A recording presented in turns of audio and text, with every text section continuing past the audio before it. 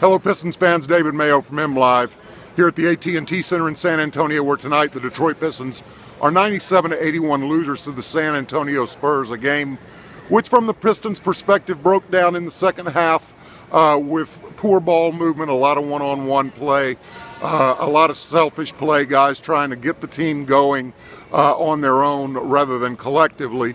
The Pistons had a perfectly good first half.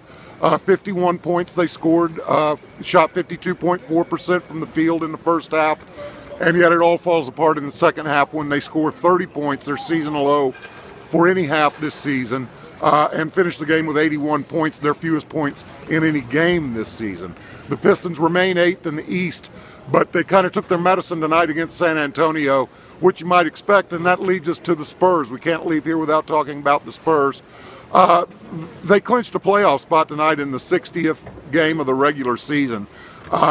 They're one of only two teams in the league that are playing at this level right now, Cleveland notwithstanding. It's just San Antonio and Golden State playing right now to see who's going to be the last man standing in the West, pending whatever happens as far as roster moves, injuries, that sort of thing over the last fourth of the season.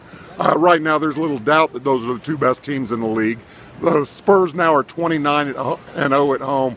They just don't get challenged here very often. They have not only the largest scoring differential, a bit more than 12 points per game of any team in the NBA this year, but if it continues at this rate and they stay on that pace, they'll have the largest scoring differential in any season by any team in NBA history.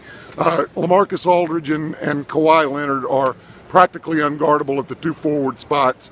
I would argue, and I don't think I'd get a lot of backlash, that they're better than the forwards right now in Cleveland, LeBron James and Kevin Love.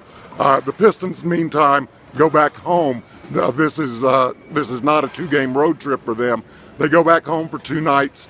They'll take Thursday off, sleep in their own beds, practice on Friday, and then travel to New York, where they'll try and get back on track. I think a game like the Spurs, a team like this, you just put it behind you and you get ready for Saturday night in New York, and that's where I'll see you again from Madison Square Garden.